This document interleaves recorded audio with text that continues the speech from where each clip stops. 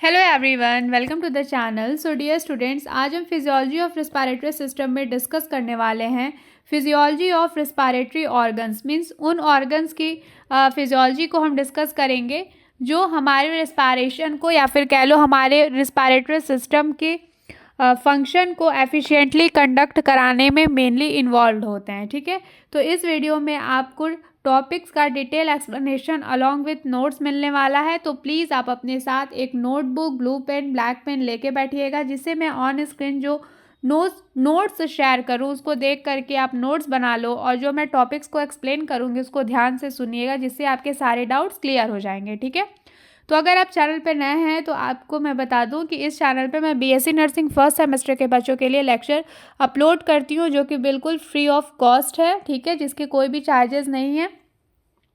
उन वीडियोस को देखने के लिए आप चैनल के होम पेज पे जाइए, उधर से प्लेलिस्ट सेक्शन में विजिट करिए।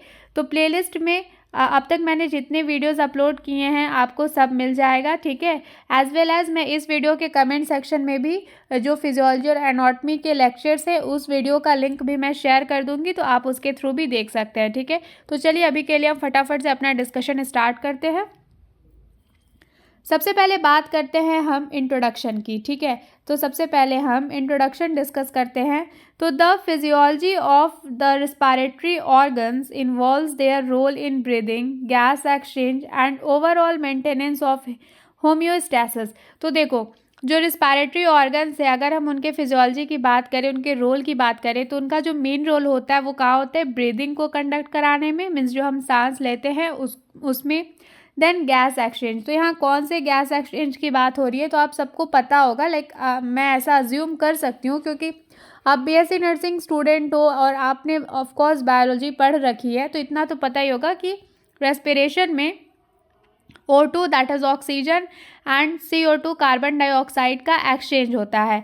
ठीक है, तो इस गैसियस एक्सचेंज को एफिशिएंटली कंडक्ट कराने में एंड ओवरऑल जो रिस्पायरेटरी सिस्टम है उसकी स्टेबिलिटी को, उसके फंक्शन को एफिशिएंटली कॉन्टिन्यूसली कंडक्ट कराने के लिए ये हमारे रिस्पायरेटरी ऑर्गन्स रिस्पॉन्सिबल होते हैं। ठीक है, तो this organs work together to ensure the body receives adequate oxygen while removing carbon dioxide, a waste product of metabolism। तो देखो, जो रिस्पायरेटरी ऑर्गन्स होते हैं वो सब साथ में मिलके काम करते हैं, जो ये इंश्योर करते हैं कि हमारी बॉडी को एडिक्वेट, मीन्स हमारी बॉडी को जितने ऑक्सीजन की डिमांड है उतनी ऑक्सीजन उसको मिलते रहे। साथ ही साथ हमारी बॉडी में जो बायोकेमिकल रिएक्शंस होते हैं, ठीक है, जो बायोकेमिकल रिएक्शंस होते हैं जिनको हम मेटाबॉलिक रिएक्शंस भी बोलते हैं, तो वो सारा जब रिएक्शन हो रहा होता है तो उस टाइम पे उस रिएक्शन का जो वेस्ट प्रोडक्ट निकलता है दैट इज़ कार्बन डाइऑक्साइड।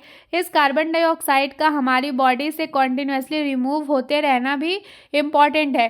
तो ये इंश्योर करता है हमारा रिस्पायरेटरी ऑर्गन्स कि हमारी बॉडी को एडिक्वेट अमाउंट ऑफ ऑक्सीजन मिलता रहे। साथ ही साथ मेटाबॉलिज्म से जो as a waste product carbon dioxide produce हुआ है वो हमारी बॉडी से रिमूव होता रहे। ठीक है, तो ये था इंट्रोडक्शन।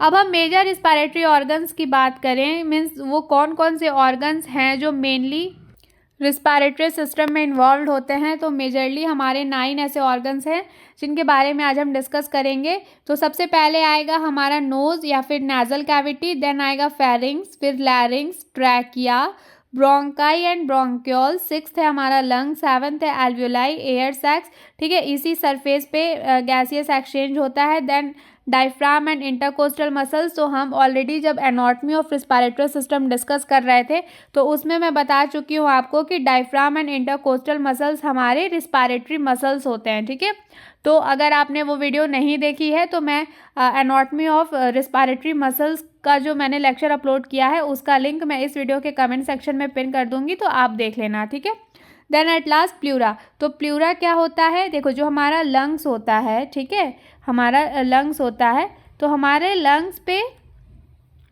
जो आउटर लेयर होती है, जो कवरिंग होती है, जो मेम्ब्रेन होती है, दैट इज़ प्लूरा। ठीक है, तो आप कह सकते हो कि protective layer of lungs is known as the pleura. तो हम इसके बारे में भी डिस्कस करेंगे कि किस तरीके से प्लूरा हमारे मतलब रिस्पायरेशन को कंडक्ट कराने में यूज़फुल है। ठीक, तो वन बाय वन हम इन सभी ऑर्गन्स की फिजियोलॉजी को देखते हैं।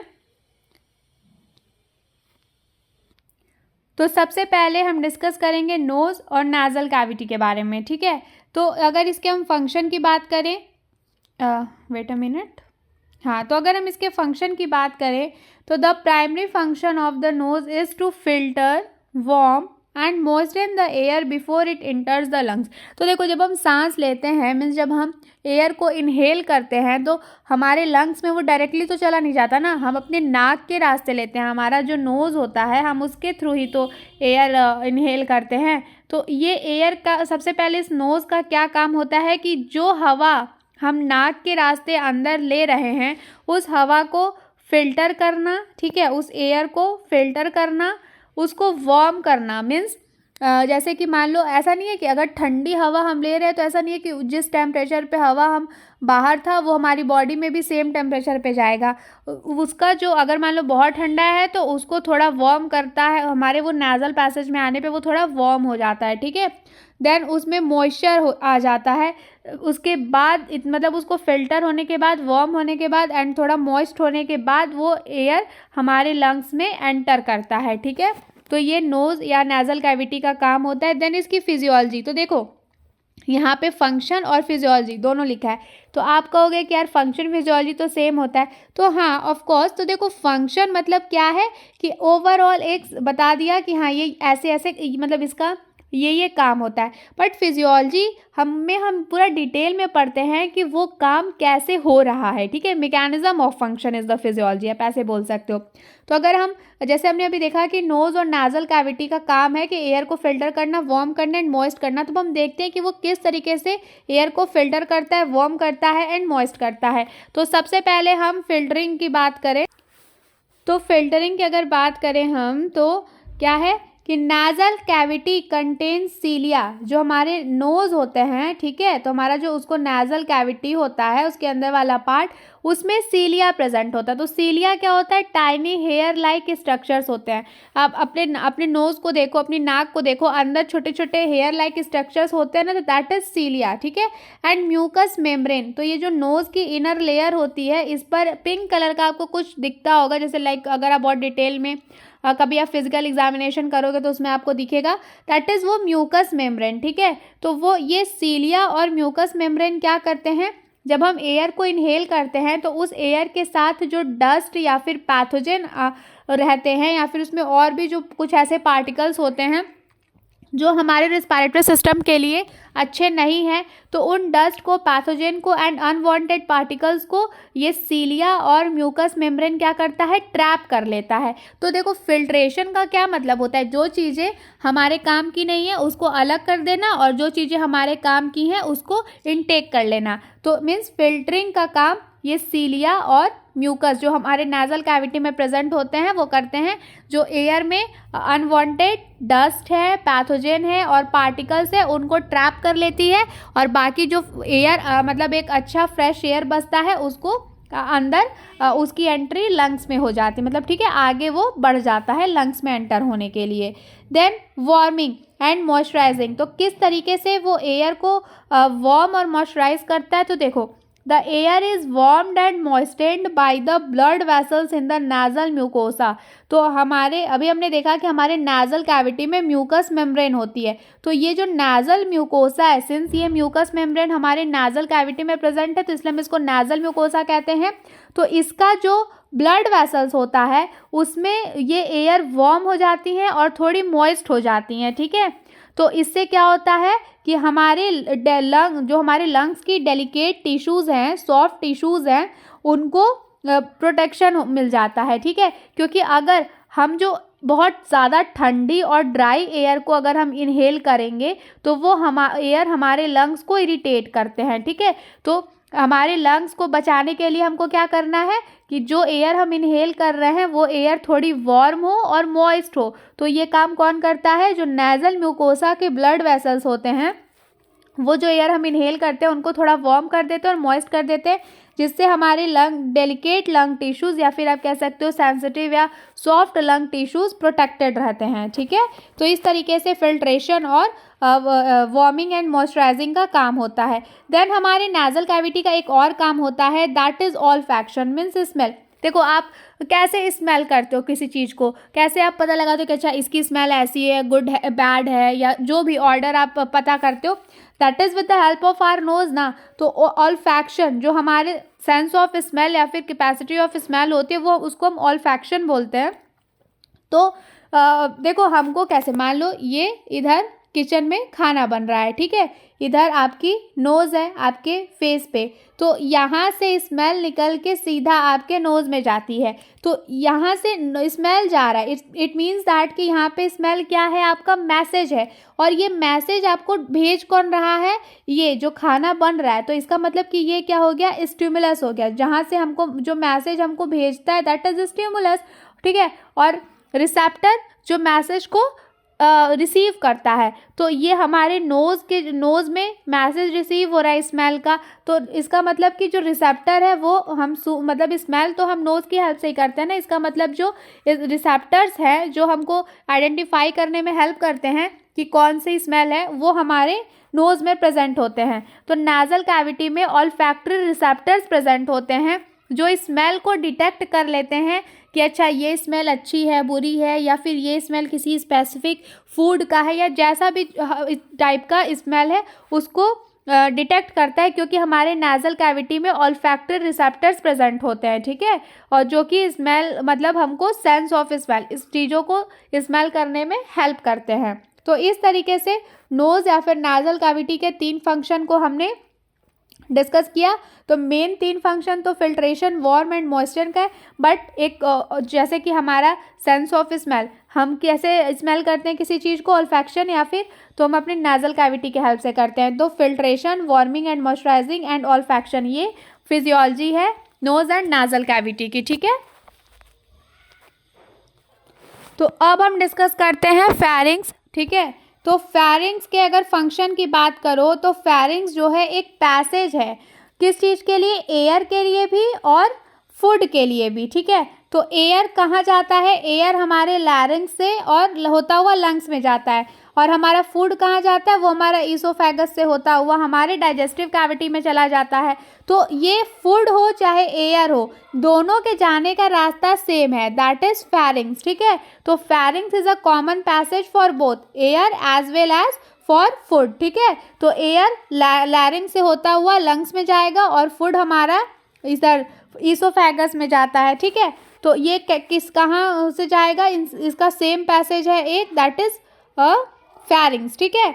तो अब इसके फिजियोलॉजी की बात करें कि किस तरीके से एयर का के लिए ये पैसेज का काम करता है, तो it serves as a conduct for the movement of air from the nasal cavity to the lungs. तो फेरिंग्स बेसिकली एक पैसेज है, एक रास्ता है जो नाजल कैविटी के बाद स्टार्ट होता है, ठीक है, और लैरिंग्स तक जाता है, लैरिंग्स तक जाता है। तो मान लो यहाँ नाजल कैविटी ख़त्म हो रही है, तो फिर ये आपका फेरिंग्स है जो लैरिंग्स और नाजल कैविटी को कनेक्ट करेगा, और इस रास्ते होते हुए जो एयर है वो लैरिंग्स तक पहुँच आएगी, ठीक है।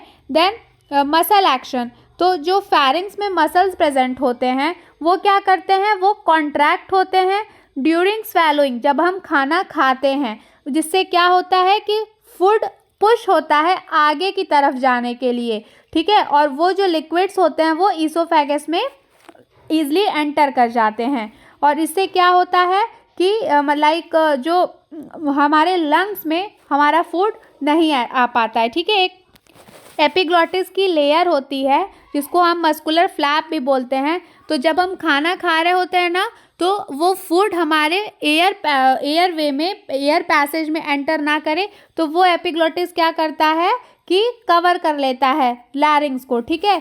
और तो इसलिए जब हम, आप भी नोटिस करते हो कि जब आप च्युइंग करते हो, फिर जब आप खाना खा रहे होते हो, तो उस टाइम पे आप सांस नहीं ले रहे होते हो, ठीक है। तो क्या होता है कि मसल एक्शंस लाइक, बट ये एयर या किसी भी चीज़ को आगे मूव करने के लिए हर एक मसल्स में एक मूवमेंट होता है, दैट इज पेरिस्टाल्टिक मूवमेंट, ठीक है। तो मसल एक्शंस क्या होती हैं, इसमें जो फेरिंग्स की मसल्स होती हैं वो कॉन्ट्रैक्ट हो जाती हैं जब हम खाना खा रहे होते हैं। तो जब ये मसल्स कॉन्ट्रैक्ट हो जाती हैं, तो ये जो फूड है वो क्या हो या फिर फूड हो या फिर कोई भी लिक्विड हो, वो क्या होता है, वो लंग्स में नहीं जाता है, वो कहाँ जाता है, वो ईसोफेगस में चला जाता है, जहां उसको एक्चुअल में जाना चाहिए, ठीक है, क्योंकि हमारा कोई फूड मटेरियल या फिर हमारा लिक्विड डायरेक्टली लंग्स में चला जाएगा तो इट इज़ ऑब्वियस ना कि हमारा जो लंग्स है उसकी physiology as well as anatomical structure में डैमेज होने के चांसेस हाई हो जाएंगे, ठीक है। देन हम बात करते हैं प्रोटेक्शन की।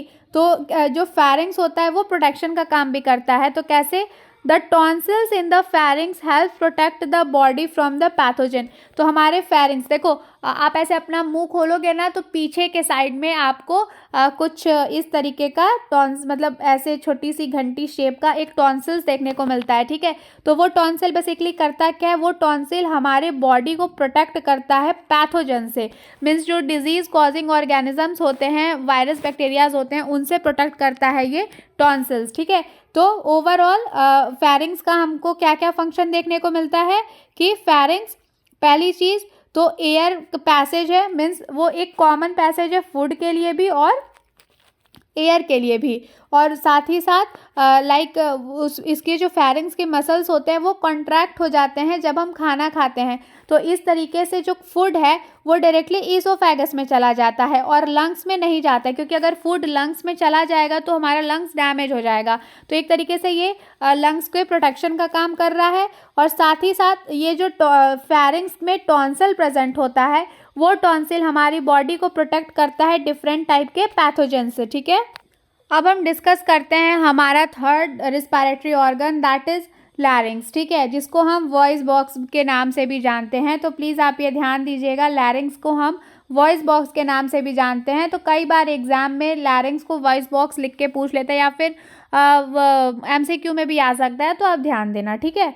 तो फंक्शन की बात करें तो इसका जो मेन फंक्शन होता है, larynx serves as a passageway for air, contains the vocal cords and protects the lower respiratory tract from food and liquids. तो देखो जो लैरिंग्स होता है वो लैरिंग्स क्या करता है, बेसिकली ये भी एक पैसेज है, एक रास्ता है एयर के लिए, और इसमें वोकल कॉर्ड प्रेजेंट होता है, ठीक है। तो वोकल कॉर्ड और ये करता क्या है, ये हमारे लोअर रिस्पिरेटरी ट्रैक्ट को, मतलब रिस्पिरेटरी ट्रैक्ट का जो नीचे वाला पोर्शन है उसको प्रोटेक्ट करता है। किससे?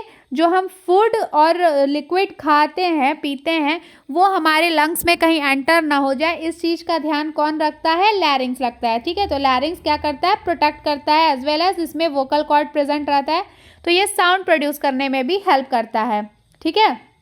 अब इसकी फिजियोलॉजी डिस्कस करते हैं कि किस तरीके से ये अपना काम करता है। तो वॉइस प्रोडक्शन, तो भाई लैरिंग्स को हम वॉइस बॉक्स कह रहे हैं, इसका मतलब हम जो बोल पाते हैं, हम जो तरह तरह की आवाज़ें निकालते, लाइक साउंड प्रोडक्शन का काम कौन करता है? वॉइस बॉक्स करता है, ठीक है। तो air passing over the vocal cords cause them to vibrate producing sound. The pitch and volume of the sound are regulated by tension and movement of the vocal cord. तो देखो voice production किस तरीके से होता है लैरिंग्स के में, तो जब जो लाइक इसमें वोकल कॉर्ड्स जो प्रेजेंट होते हैं, तो जब इसके पास एयर पहुंचता है तो ये वोकल कॉर्ड वाइब्रेट करता है, जिससे हम डिफरेंट टाइप्स के साउंड प्रोड्यूस करते हैं, ठीक है। तो उस साउंड का कितना पिच रहेगा, कितना वॉल्यूम रहेगा, ये कैसे किस चीज़ पर डिपेंड करता है? ये वोकल कॉर्ड के टेंशन एंड मूवमेंट, जो उसमें वाइब्रेशन हो रहा है उसके मूवमेंट पे डिपेंड करता है, ठीक। तो आपको ज़्यादा डिटेल में नहीं, बस इतना ध्यान रखना है कि वॉइस प्रोडक्शन होता है लैरिंग्स में कैसे होता है, वोकल कॉर्ड पे जब एयर पास करती है तो वो ये वोकल कॉर्ड वाइब्रेट करता है, इस वाइब्रेशन से साउंड प्रोड्यूस होता है, ठीक है। देन प्रोटेक्शन, तो अभी हमने पढ़ा कि जो लैरिंग्स है ये हमारे लोअर रिस्पिरेटरी ट्रैक्ट को प्रोटेक्ट करता है। ये ध्यान रखता है कि कहीं जो फूड और या फिर लिक्विड है वो ईसोफेगस में जाने की जगह कहीं वो लंग्स में ना आ जाए, तो इस बात का वो ध्यान रखता है। तो जो फूड और लिक्विड है उसको भाई किधर जाना है? उसको तो ईसोफेगस में जाना है, ठीक है। अगर वो रिस्पिरेटरी ट्रैक्ट में आ जाएगा तो दिक्कत होगा, तो वो रिस्पिरेटरी ट्रैक्ट में ना आए इसका ध्यान हमारे ये लैरिंग्स बहुत अच्छे से रखते हैं, ठीक है। तो प्रोटेक्शन का काम भी करता है। तो कैसे करता है और देख लेते हैं। Larynx also has a protective role by preventing food और liquid from entering into the trachea during swallowing. The epiglottis cover the opening of the trachea during swallowing, preventing aspiration. तो जो ट्रैकिया होता है उसमें क्या होता है कि एक एपिग्लोटिस, अभी मैंने बताया ना, जब लैरिंग्स ये ध्यान देखता है कि ट्रैकिया हमारे एयर के लिए पैसेज होता है, ठीक है, और जो हमारा ईसोफेगस होता है, ईसोफेगस हमारे फूड के लिए पैसेज होता है। तो जब हम खाना खा रहे होते हैं तो एक एपिग्लोटिस की लेयर होती है जो इस ट्रैकिया को कवर कर लेती है, तो हमारा फूड इधर नहीं आ पाता है, हमारा फूड सीधे सीधे ईसोफेगस में एंटर कर जाता है जिधर इसको एक्चुअल में करना चाहिए, ठीक है। तो इस तरीके से हमारा जो एयर वे है वो प्रोटेक्टेड रहता है, ठीक है। अब हम आगे चलते हैं, हम अपने फोर्थ रिस्पायरेटरी ऑर्गन को डिस्कस करते हैं, दैट इज हमारा ट्रैकिया को हम एक और नाम से जानते हैं विंड पाइप। तो यहाँ पे आप ध्यान दीजिएगा, जो हमारे लैरिंग्स हैं हम उनको वॉइस बॉक्स के नाम से जानते हैं और जो हमारा ट्रैकिया है उसको हम विंड पाइप के नाम से जानते हैं। तो इसके फंक्शन की हम बात करें तो trachea provides a clear and open airway for air to travel to the bronchi into and lungs.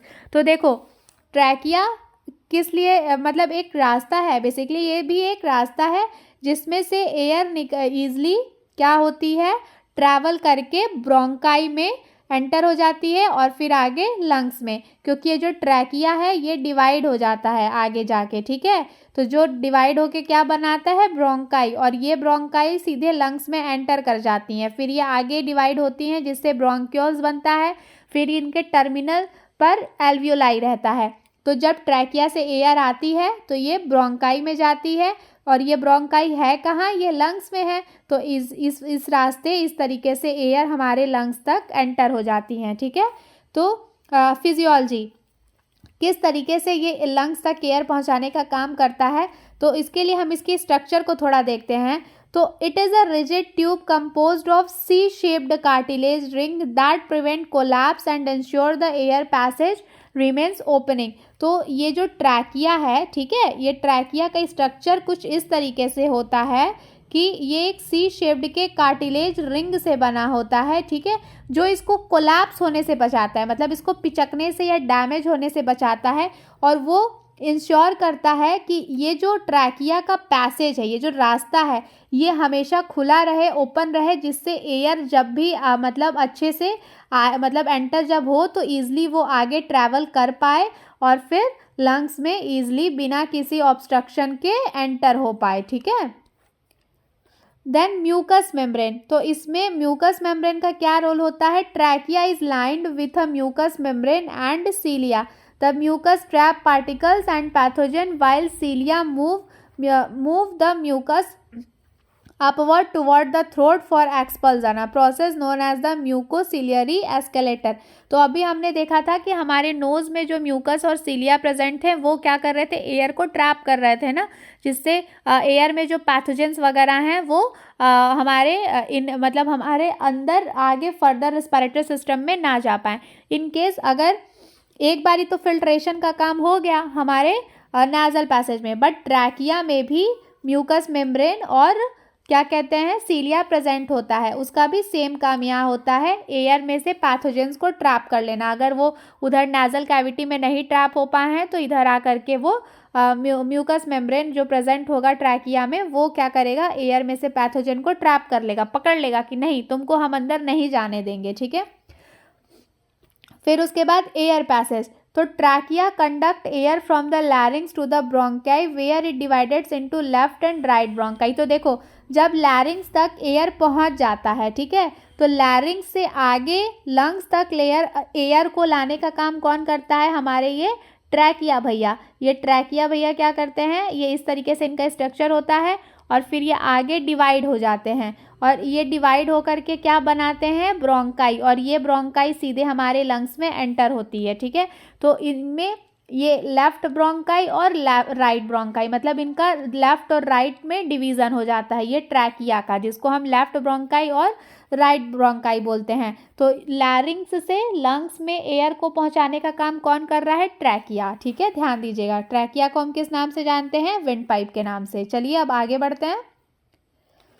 I hope आपको ट्रैकिया और वेंट पाइप के बारे में मैंने जो कुछ भी समझाया है वो समझ में आया है। अगर मेरी बात नहीं भी समझ में आई है तो यहाँ पे मैं जो समझा रही हूँ उसका मैं साथ ही साथ नोट्स भी देते जा रही हूँ, तो आप इसको पढ़ के भी समझ जाएंगे बेटर, ठीक है। मतलब कभी कभी ऐसा होता है कि हमें दूसरों की बातें समझ में नहीं आती हैं, बट हम जब खुद से उस स्टेटमेंट को, उस डिस्क्रिप्शन को रीड करते हैं तो हमको सब समझ में आता है। तो इसलिए मैं नोट्स भी प्रोवाइड करती हूँ और उसी नोट्स को मैं एक्सप्लेन भी करती हूँ, ठीक है। मतलब मैं अपने साइड से हमेशा पूरी कोशिश करती हूँ कि मैं आपको एक अच्छा रेलेवेंट कंटेंट प्रोवाइड करा पाऊँ, एक अच्छा study material free of cost provide करा पाऊँ। तो चलिए अब हम अपने फिफ्थ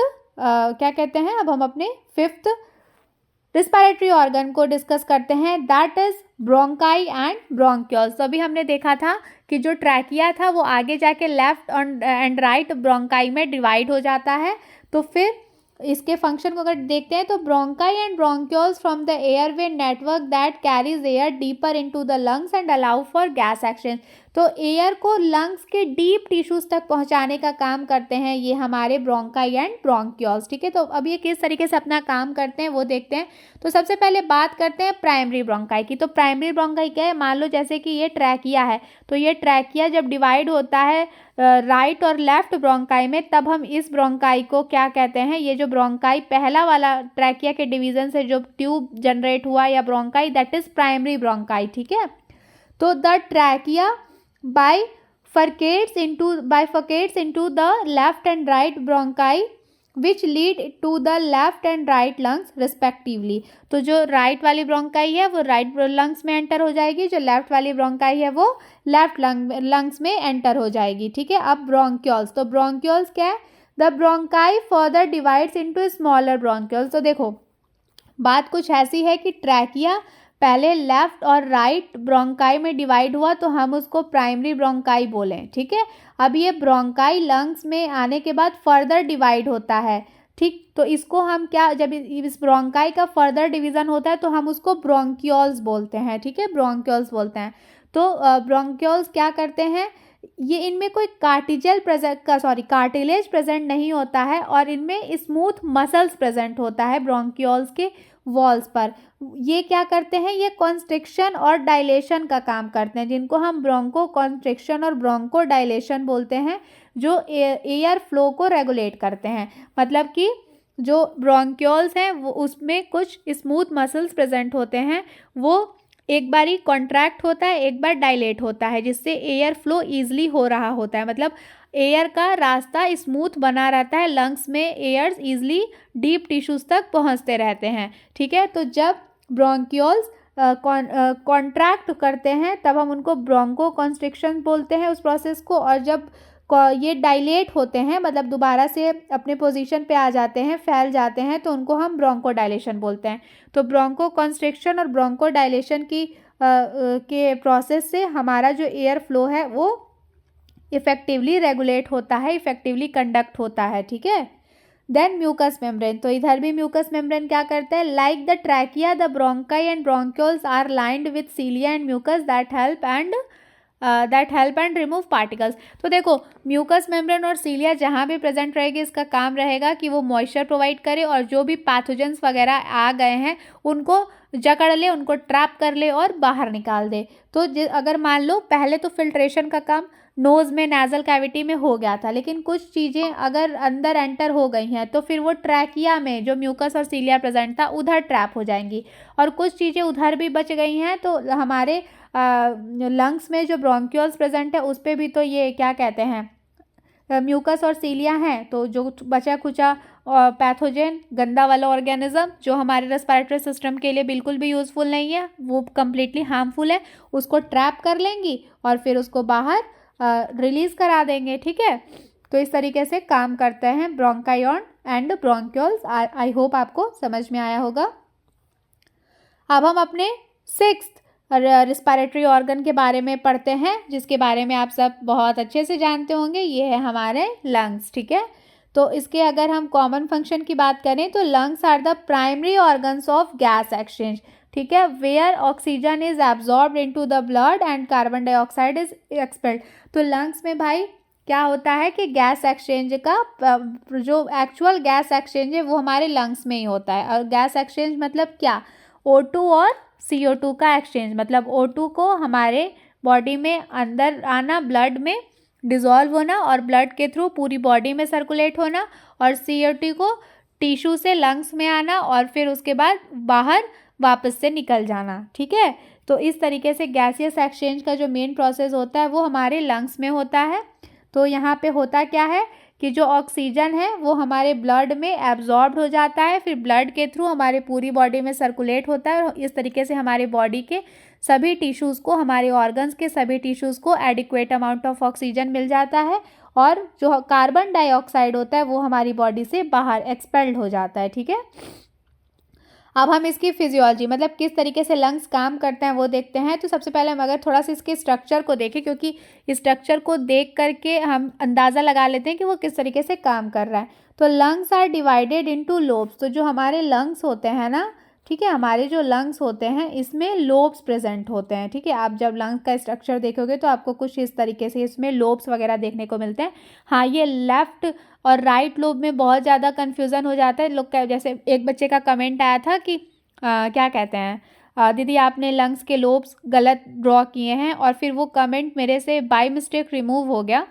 तो मैं बता दूं कि देखो मैं स्क्रीन पे ड्रॉ कर रही हूँ, आप अपना लेफ़्ट और अपना राइट देख के उस हिसाब से डिसाइड कर लेना कि कौन से लोब के कौन से साइड राइट लंग है और कौन से साइड लेफ़्ट लंग्स है। ठीक है, तो स्ट्रक्चर इसका जब आप देखोगे तो कुछ इस तरीके से होता है, और इसमें लोब्स प्रेजेंट होते हैं, और आप देखो कि जो लेफ़्ट लंग होता है उसमें 2 लोब प्रेजेंट होते हैं, और जो राइट लंग होता है उसमें 3 लोब प्रेजेंट होते हैं। ठीक है, the lungs are made up of millions और tiny air sacs called alveoli. तो लंग्स में मिलियन छोटे छोटे मिलियंस मतलब बहुत सारे एयर सैक्स प्रेजेंट होते हैं, जिनको हम क्या कहते हैं, एल्वियोलाई। ओके, तो गैस एक्सचेंज, इसका मेन काम तो गैस एक्सचेंज का ही है ना, कि O2 को एब्जॉर्ब करना, CO2 को बाहर करना। तो कैसे होता है, alveoli are surrounded by a dense network of capillaries where oxygen from the air diffuse into blood and carbon dioxide from blood diffuses into the alveoli to be exhaled।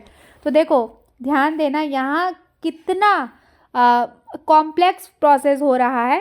जो हमारी एल्वेलाई होती हैं उसमें बहुत ही ज़्यादा कैपिलरीज प्रेजेंट होती हैं। ठीक है, ये कैपिलरीज क्या करती हैं, इस कैपिलरीज में ऑक्सीजन जो है वो डिज़ोल्व हो जाता है। ठीक है, मतलब इन कैपिलरीज के थ्रू ब्लड में ऑक्सीजन आ जाता है, और जो कार्बन डाइऑक्साइड है वो क्या होता है, फिर ये एल्वेलाई में डिफ्यूज़ हो जाता है, ताकि फिर भाई तुम इसको बाहर एक्सहेल कर दो, और हम ऑक्सीजन को जो ब्लड में ऑक्सीजन एब्जॉर्ब हो गया है, अब चलो ऑक्सीजन हम चलते हैं, ब्लड हम चलते हैं पूरी बॉडी में सर्कुलेट होके सारे बॉडी के टिश्यू को, सारे ऑर्गन्स के टिश्यू को ऑक्सीजन प्रोवाइड कर देते हैं। ठीक है, तो इस तरीके से एल्वियोलर सरफेस पे आप कह सकते हो कि एल्वियोलर लंग्स के जो एल्वियोलर सरफेस होते हैं उस पे गैस एक्सचेंज का प्रोसेस कंडक्ट होता है। ठीक है, जिसमें ऑक्सीजन हमारे ब्लड स्ट्रीम में डिज़ोल्व हो जाता है, और जो कार्बन डाइऑक्साइड है वो एल्वियोलाई में चला जाता है, कि एल्वियोलाई के थ्रू वो बाहर फिर एक्सहेल हो जाएगा। ठीक है, देन सर्फेक्टेंट प्रोडक्शन। तो alveolar cells produce surfactant, a substance that reduces surface tension in the alveoli, preventing them from collapsing and making gas exchange more efficient। तो देखो जो alveolar cells होती हैं, ठीक है, alveoli की जो cells होती हैं वो एक surfactant, एक समझ सकते हो कि एक ऐसा सब्सटेंस प्रोड्यूस करती हैं जो alveolar सरफेस को डैमेज होने से बचाती हैं। ठीक है, ताकि जो गैस एक्सचेंज का प्रोसेस है वो एफिशिएंटली कंडक्ट हो पाए। ठीक, तो लंग्स का ये फिजियोलॉजी था। आई होप आपको समझ में आया होगा, बहुत ज़्यादा कुछ कॉम्प्लेक्स है नहीं, सिंपल सी बात है। लंग्स में लोब्स होते हैं, लेफ्ट वाले में 2 लोब होते हैं, राइट वाले में 3 लोब होते हैं। और गैस एक्सचेंज कैसे होता है, तो लंग्स में मिलियंस ऑफ एल्वियोलाई प्रेजेंट होते हैं, और इस एल्वियोलाई के सराउंडिंग में कैपिलरीज होता है। इस कैपिलरीज में के थ्रू क्या होता है, ऑक्सीजन जो एयर से मिल रहा है वो ब्लड में डिफ्यूज़ हो जाता है, और कार्बन डाइऑक्साइड क्या करता है, ब्लड से निकल के एल्वियोलाई में डिफ्यूज़ होता है, ताकि दोबारा से वो बाहर निकल सके, एक्सहेल हो सके। ठीक है, और साथ ही साथ जो एल्वियोलर सेल्स होती हैं वो कुछ ऐसे सब्सटेंस को प्रोड्यूस करती हैं जो एल्वियोलाई के सरफेस को कोलैप्स होने से, मीन्स डैमेज होने से बचाता है, ताकि जो ऑक्सीजन और कार्बन डाइऑक्साइड के एक्सचेंज होने का प्रोसेस है वो एफिशिएंटली कंडक्ट हो पाए। ठीक है, अब हम अपने 7th रिस्पायरेटरी ऑर्गन को डिस्कस करते हैं, दैट इज एल्वुलाई। तो अभी हम लंग्स में भी एल्वुलाई का थोड़ा सा इंट्रोडक्शन देख चुके हैं, तो आई होप आपको आइडिया तो होगा ही कि एल्वुलाई क्या होता है। तो एल्वुलाई एयर सैक्स होते हैं। ठीक है, तो फंक्शन की बात करो तो यहाँ इसका एक ही मेन फंक्शन है गैस एक्सचेंज का, मतलब अभी देखें ना कि किस तरीके से एल्वुलाई के सराउंडिंग में कैपिलरीज थी, तो एयर जो था उसमें से ऑक्सीजन निकल के ब्लड स्ट्रीम में डिफ्यूज़ हो जा रहा है और कार्बन डाइऑक्साइड एल्वुलाई में डिफ्यूज़ हो रहा है ताकि वो बाहर एक्सहेल हो सके। ठीक, तो इसकी फिजियोलॉजी की बात करें तो अगर सबसे पहले इसमें थोड़ा सा इसका स्ट्रक्चर देखते हैं तो एल्वुलाई छोटे छोटे होते हैं, स्मॉल बलून लाइक स्ट्रक्चर होते हैं जिसके सराउंडिंग में कैपिलरीज प्रेजेंट होती हैं। ठीक है, और फिर उसके बाद ईच एल्वुलस, मतलब वैसे तो अब एल्वुलाई ऐसे छोटे छोटे, अब इसमें से एक अगर एल्वुलाई की बात करो तो हर एक एल्वुलाई में क्या होता है कि single layer of epithelial cells present होते हैं। इन एपिथेलियल सेल्स के हेल्प से जो डिफ्यूज़न ऑफ गैसेस के डिफ्यूज़, जैसे कि ऑक्सीजन कहाँ डिफ्यूज़ हो रहा था, ब्लड स्ट्रीम में। ठीक है, और जो कार्बन डाइऑक्साइड है वो वापस से एल्वुलर टिश्यू पे डिफ्यूज़ हो रहा था। तो ये जो डिफ्यूज़न का प्रोसेस है ये एपिथेलियल सेल्स के होने की वजह से ईजिली कैरी आउट हो पाता है। फिर गैस डिफ्यूज़न, तो oxygen from the inhaled air, तो हम जो सांस ले रहे हैं, अंदर जो हवा हम इनहेल कर रहे हैं उसमें से ऑक्सीजन क्या होता है निकल कर मतलब उसमें से ऑक्सीजन डिफ्यूज़ हो जाता है एल्वुलाई। ठीक है, diffuse through the thin walls of the alveoli into the capillaries, alveoli के थीन वॉल से होता हुआ कैपिलरीज में डिजॉल्व हो जाता है। ठीक है, where it binds to haemoglobin, तो भाई इतना तो पता है कि कैपिलरीज में जो हीमोग्लोबिन है उसके साथ ऑक्सीजन बाइंड कर जाता है। ठीक है, रेड ब्लड सेल में आपको पता है ऑक्सीजन का अमाउंट होता है जिसको हम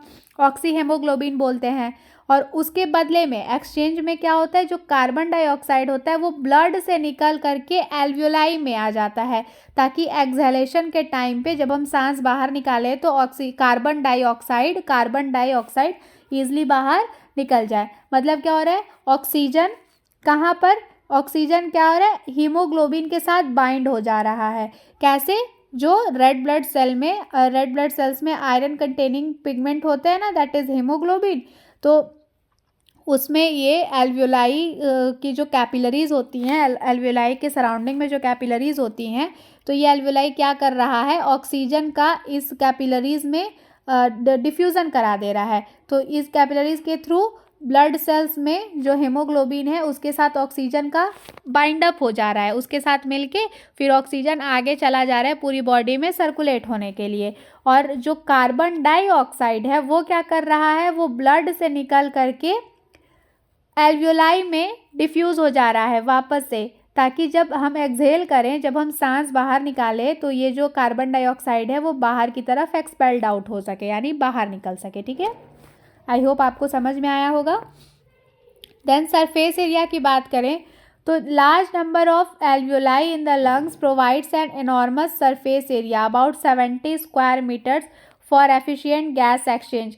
तो बहुत सारे एल्वुलाई हमारे लंग्स में प्रेजेंट होते हैं। ठीक है, जिससे लगभग मान सकते हो कि 70 स्क्वायर फीट। तो इस अब इतने ज़्यादा अमाउंट में, इतने ज़्यादा सरफेस एरिया पे अगर एल्वुलाई प्रेजेंट है तो इट इज़ ऑब्वियस कि जो हमारे गैस एक्सचेंज का प्रोसेस है वो एफिशिएंटली कैरी आउट हो पाता है। तो एल्वुलाई या फिर एयर सैक्स किस तरीके से काम करता है, आई होप आपको समझ में आया होगा। अब हम आगे चलते हैं। अब हम अपने 8th रिस्पायरेटरी ऑर्गन के बारे में डिस्कस करते हैं। तो देखो, ये जो डायफ्राम एंड इंटरकोस्टल मसल्स होते हैं ये हमारे रिस्पायरेटरी मसल्स होते हैं। मीन्स ये वो मसल्स होते हैं जो हमारे रिस्पायरेशन को कंडक्ट कराने में काम करते हैं। तो हम एनाटॉमी ऑफ रिस्पायरेटरी मसल्स जब पढ़े थे तो उधर डायफ्राम और इंटरकोस्टल मसल्स के बारे में मैं आपको थोड़ा सा उसकी फिजियोलॉजी भी उधर इंट्रोड्यूस करा चुकी हूँ। तो अगर आपने वीडियो नहीं देखा होगा तो प्लीज़ आप एक बार ये एनाटॉमी ऑफ रिस्पायरेटरी मसल्स ज़रूर देखिएगा। ठीक है, तो वीडियो के लिंक मैं इस वीडियो के कमेंट सेक्शन में पिन कर दूंगी। तो चलो, अगर हम डायफ्राम और इंटरकोस्टल मसल्स के फंक्शन की सबसे पहले बात करें तो the diaphragm and intercostal muscles are essential for the process of ventilation और ब्रीदिंग। वेंटिलेशन इज, नाम सुन के घबरा मत जाना, जो हम एयर को ब्रीथ इन करते हैं और ब्रीथ आउट करते हैं ना, सांस लेते हैं और बाहर निकालते हैं, दैट इज वेंटिलेशन। ठीक है, पल्मोनरी वेंटिलेशन, पल्मोनरी वॉल्यूम को भी हम अपकमिंग लेक्चर्स में डिटेल में डिस्कस करेंगे। तो इसलिए आप चैनल को सब्सक्राइब करके बेल आइकन पे क्लिक कर लीजिएगा, जिससे अपकमिंग वीडियोस की सारी नोटिफिकेशन आपको मिलती रहे। अब हम इसके फिजियोलॉजी की बात करते हैं। तो सबसे पहले हम डायफ्राम डिस्कस करेंगे, उसके बाद हम इंटरकोस्टल मसल्स को डिस्कस करेंगे। तो डायफ्राम का क्या फिजियोलॉजी है देखते हैं। Diaphragm is a large dome shaped muscles located beneath the lungs. तो देखो लंग्स का स्ट्रक्चर आपको मान लो कुछ इस तरीके से है, ठीक है। तो इसके नीचे बीनीथ पर इधर हमको डोम शेप का एक स्ट्रक्चर देखने को मिलेगा, जिसको हम क्या बोलते हैं, डायफ्राम बोलते हैं। ठीक है, लंग्स के बीनीथ में हमको डायफ्राम देखने को मिलता है। अब ये काम क्या करता है, जब ये कॉन्ट्रैक्ट करता है तो ये इसका शेप फ्लैट हो जाता है, जिससे जो थोरैसिक कैविटी का लॉन्गिट्यूडनल वॉल्यूम होता है वो इंक्रीज हो जाता है। ठीक है, और जो प्रेशर होता है लंग्स के में विद इन द लंग्स जो प्रेशर होता है वो डिक्रीज हो जाता है। तो जब ये सिचुएशन बनती है, मतलब जब डायफ्राम कॉन्ट्रैक्ट हो, ठीक है, और थोरैसिक कैविटी का वॉल्यूम इंक्रीज हो और प्रेशर डिक्रीज हो, तो प्रेशर और वॉल्यूम हमेशा एक दूसरे के अपोजिट रहते हैं इसमें। तो वॉल्यूम बढ़ रहा है और प्रेशर डिक्रीज हो रहा है। वॉल्यूम बढ़ना मतलब लंग्स के में स्पेस बढ़ रहा है, थोरैसिक कैविटी में स्पेस बढ़ गया और प्रेशर डिक्रीज हो गया, तो जो बाहर से अंदर की तरफ एयर इजली फ्लो कर पाएगा, मतलब लंग्स में एयर इजली एंटर कर पाएगा। इस प्रोसेस को हम क्या बोलते हैं, इनहेलेशन। तो इनहेलेशन कैसे होता है, जब हमारा डायफ्राम कॉन्ट्रैक्ट होता है, हमारे थोरैसिक कैविटी का वॉल्यूम बढ़ जाता है, लेकिन हमारे pressure with in the lungs decrease हो जाता है। तो ये सिचुएशन बिल्कुल फेवरेबल होता है इनहेलेशन के लिए। ठीक है, ताकि इस सिचुएशन में बाहर से एयर अंदर हमारे लंग्स तक ईजिली एंटर कर पाती है। ठीक है, देन इंटरकोस्टल मसल्स किस तरीके से हमारे रेस्पिरेशन में काम करते हैं, रिस्पिरेशन प्रोसेस में, रिस्पिरेटरी प्रोसेस में। तो this muscles are located between the ribs. तो देखो आपने स्केलेटल सिस्टम में रिब केज का स्ट्रक्चर तो आई थिंक देखा ही होगा ना। रिब केज ऐसे मान लो ये रिब केज है, तो इन रिब केज के बीच में, ठीक है, हमारा इंटरकोस्टल मसल प्रेजेंट होता है। ये क्या करता है, ये असिस्ट करता है रिब केज के एक्सपेंशन, मतलब रिब केज को एक्सपेंड होने में और कॉन्ट्रैक्ट होने में असिस्ट करता है, हेल्प करता है। तो इनहेलेशन के टाइम पे जो इंटरकोस्टल मसल्स होते हैं वो कॉन्ट्रैक्ट हो जाते हैं। देखो ध्यान देना, डायफ्राम भी कॉन्ट्रैक्ट हो रहा है और इंटरकोस्टल मसल्स भी कॉन्ट्रैक्ट हो रहा है। तो जब डायफ्राम कॉन्ट्रैक्ट हो रहा था तो थोरैसिक कैविटी में वॉल्यूम बढ़ रहा था, और जब इंटरकोस्टल मसल्स कॉन्ट्रैक्ट होगा तो जो रिब्स है वो थोड़ा ऊपर की तरफ लिफ्ट हो जाते हैं, ऊपर की तरफ उठ जाते हैं और बाहर की तरफ। ठीक है, तो इससे क्या होता है, थोरैसिक कैविटी में स्पेस बन जाता है, वॉल्यूम बढ़ जाता है, स्पेस बन जाता है। तो अंदर एयर को भाई अंदर आना है, तो कोई चीज़ बाहर से अंदर कब आ पाई, जब अंदर जगह रहेगी तभी तो वो स्पेस फेवरेबल हो जाता है, ताकि इजली हम एयर को इनहेल कर पाते हैं, अंदर जैसे हम ब्रीथ इन कर पाते हैं। ठीक है, देन एक्सहेलेशन। तो इनहेलेशन को किस तरीके से डायफ्राम और इंटरकोस्टल मसल्स कंडक्ट करा रहे हैं हमने देख लिया। अब एक्सहेलेशन मतलब कि सांस को बाहर निकालने में, कार्बन डाइऑक्साइड को बाहर एक्सपेल आउट करने में किस तरीके से डायफ्राम और इंटरकोस्टल मसल्स हेल्प कर रहे हैं, आइए देखते हैं। तो exhalation is generally passive process. जो एक्सहेलेशन होता है वो पैसिव प्रोसेस होता है। नॉर्मल ब्रीदिंग की हम बात कर रहे हैं, ठीक है, जब हमारे जो ब्रीदिंग में कोई भी डिजीज़ नहीं है, कोई भी डिफ़िकल्टी नहीं है, हम नॉर्मल ब्रीदिंग की अगर बात करें तो जो हमारा एक्सहेलेशन है वो पैसिव प्रोसेस होता है। ये कब होता है, जब डायफ्राम और इंटरकोस्टल मसल्स रिलैक्स होते हैं। ठीक है, तो जब ये रिलैक्स हो जाते हैं तो क्या होता है कि जो थोरैसिक कैविटी का वॉल्यूम है वो डिक्रीज़ हो जाता है। अब वॉल्यूम डिक्रीज़ हो रहा है, इसका क्या मतलब है, इंट्रा पल्मोनरी प्रेशर, मतलब लंग्स के विद इन जो प्रेशर है वो बढ़ जाएगा। तो जब प्रेशर बाहर अंदर की तरफ, जब प्रेशर बाहर बढ़ेगा तो ऑब्वियस ही बात है अंदर जो एयर है वो पुश आउट हो जाएगी बाहर के लिए। तो बाहर कौन सी हवा निकलती है, हमारे ब्रीथ आउट में कार्बन डाइऑक्साइड ईजिली हमारे लंग्स से बाहर निकल जाएगा। ठीक है, तो एक्सहेलेशन के टाइम पे ये डायफ्राम और इंटरकोस्टल मसल्स क्या होते हैं, ये रिलैक्स हो जाते हैं, ठीक है। और जब इनहेलेशन, सांस हमको अंदर लेना होता है, तो इंटरकोस्टल मसल और डायफ्राम क्या होते हैं, ये कॉन्ट्रैक्ट हो जाते हैं, ठीक है। तो इस तरीके से हमारे रेस्पिरेशन को कंडक्ट कराने में डायफ्राम और इंटरकोस्टल मसल्स अपना कंट्रीब्यूशन देते हैं। तो अब हम, आई होप आपको समझ में आया होगा। अब हम आगे चलते हैं। अब हम अपने 9th रिस्पिरेटरी ऑर्गन को डिस्कस करते हैं, दैट इज़ प्लूरा। तो अभी मैंने स्टार्टिंग में इसका इंट्रोडक्शन दे दिया था कि प्लूरा लंग्स के आउटर सरफेस पे आप कह सकते हैं, फिर लंग्स का जो प्रोटेक्टिव लेयर होता है दैट इज़ प्लूरा, इसको हम प्लूरल मेम्ब्रेन भी बोलते हैं, ठीक है। तो फंक्शन की अगर हम बात करें तो pleura is a double layered membrane surrounding the lungs. Pleura जो है एक ये डबल मेम्ब्रेन, इस डबल लेयर्ड मेम्ब्रेन होती है, 2 लेयर वाली एक मेम्ब्रेन होती है, ठीक है, 2 लेयर वाली एक मेम्ब्रेन होती है जो कि लंग्स को सराउंड किए रहती है, लंग्स के सराउंडिंग में प्रेजेंट होती है। तो भाई हमारे सराउंडिंग में अगर कोई चीज़ प्रेजेंट है तो वो हमको प्रोटेक्शन के लिए, तो इसका काम क्या है, प्रोटेक्शन का। तो फिजियोलॉजी किस तरीके से ये प्रोटेक्ट करता है देखते हैं। तो the parietal pleura lines the chest wall, जो पैराइटल प्लूरा होता है वो चेस्ट वॉल को लाइन का मतलब चेस्ट वॉल के लाइनिंग पर, आउटर पोर्शन पर इस तरीके से प्रेजेंट रहेगा, ठीक है। एंड द वाइसरल प्लूरा, जो वाइसरल प्लूरा होता है वो लंग्स को कवर करता है। तो ध्यान दीजिएगा, जो चेस्ट वॉल होता है उसको पैराइटल प्लूरा कवर करता है, और जो वाइसरल प्लूरा होता है वो हमारे लंग्स को कवर करता है। Between these layers, in layers के बीच में प्लूरल कैविटी प्रेजेंट होती है which contains small amount of pleural fluid, ठीक है।